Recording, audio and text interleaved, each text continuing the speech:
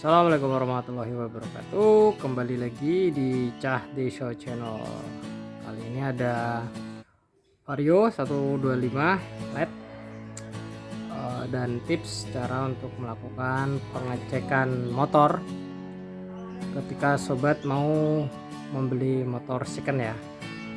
Kebetulan kali ini ada Vario yang baru datang, motor apa adanya dari desa, motor desa. Lihat ini masih apa adanya ya, kondisinya masih kotor dan belum dicuci. Ini motor baru dapat dari desa ya.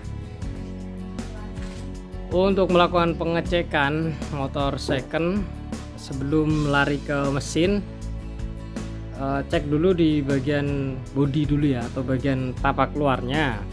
Sini sudah terlihat motornya itu apa adanya seperti ini, yang bisa menjadi bahan negosiasi harganya. Yang pertama saya lihat ini yang paling mencolok adalah dari pelek sini ya. Bentar saya fokuskan. Peleknya ini ini ya, pernah kebergelong atau pernah ceglong motor ini ya, belok peleknya. Dan juga ini saya putar tadi rodanya, terdengar bunyi yang sangat kasar seperti ini. Kalau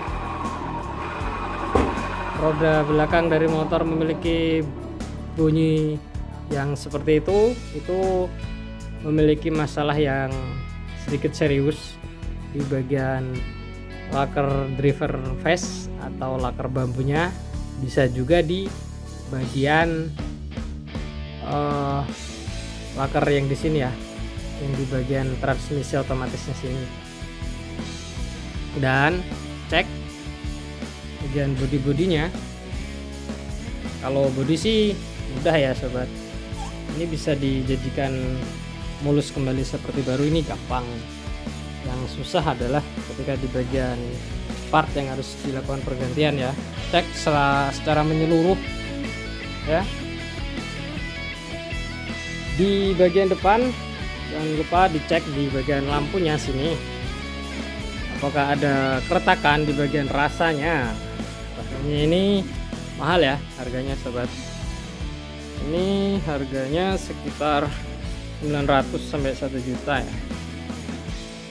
Nah, ini di bagian dashboardnya ini saya lihat tadi pecah ya. Ini motor apa adanya seperti ini. Sekalian cek kilometernya atau jarak tempuh dari motor. Untuk kode milnya normal. Ini motor capek berarti ya, sudah 76.500. Kita coba cek kondisi mesinnya, kita hidupkan mesinnya.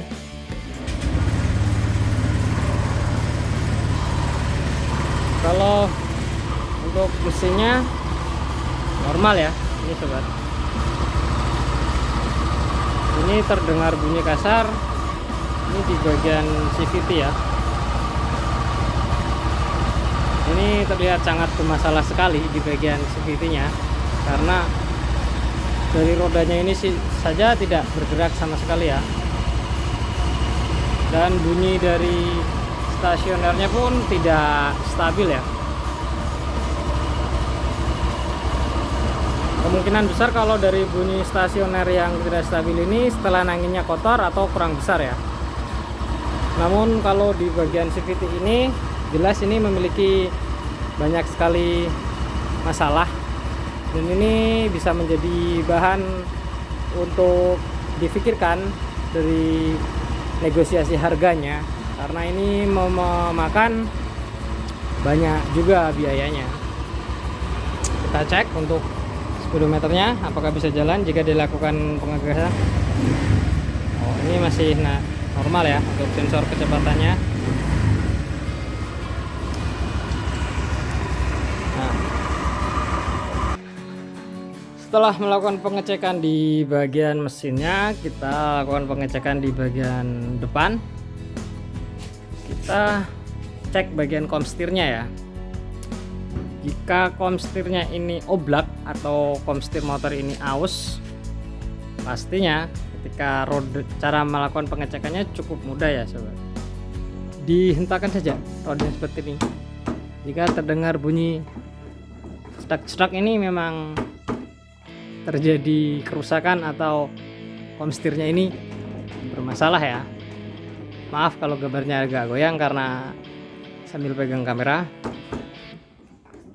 Dan di bagian piringan cakramnya ini masih original ya, cuman memang motor ini kurang terawat. Dan di bagian shocknya ini terlihat untuk seal shocknya bocor dan as shocknya pun sudah baret ya. Ini harus ganti ya, ini bisa diakali. Cuman kalau membeli motor second kan harus melakukan pengecekan secara menyeluruh dan detail ya. Ini bisa menjadi harga jual yang bisa ditawar atau bisa jadi bahan negosiasi harganya, karena untuk biaya pergantian as shocknya sepaket dengan seal shock dan oli dan jasanya itu sekitar 250.000 ya,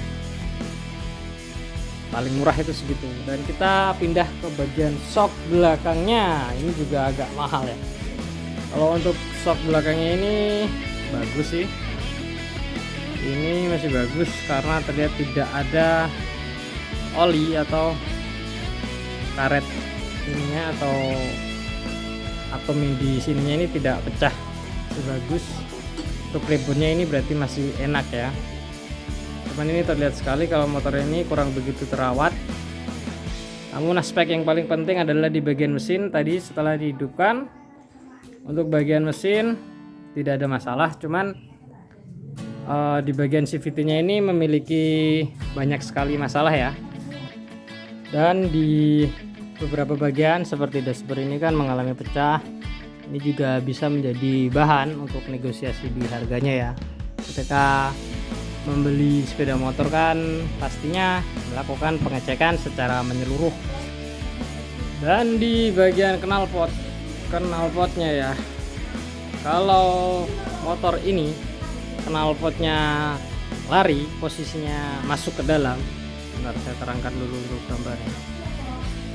Ketika knalpot dari motor ini masuk ke dalam, berarti motor ini pernah jatuh atau pernah ditabrak dari belakang. Demikian juga ketika posisi motornya ini lari ke di luar, berarti motor ini pernah ditabrak dari belakang ya. Ini saya lihat posisi dari knalpot motor ini masih standar bagus ya. Namun untuk posisi bannya juga masih bagus. Jadi motor ini tidak pernah ditabrak ya. Dan untuk di bagian bodi depan sini, di bagian leher komstir ini dan di cover bawah ini harus posisinya sejajar seperti ini ya. Ketika posisi dari cover ini mentelung ke dalam, berarti motor ini sering dibuat muatan berat di bagian sininya karena atau pernah ditabrak dari depan atau adu banteng. Ini tandanya ini tidak akan presisi ya. Kalau motor itu pernah adu banteng dari depan dan dari segi T-nya, kalau motor itu pernah adu banteng itu pasti dari posisi ini dan ininya tidak lurus ya. Ini saya coba luruskan.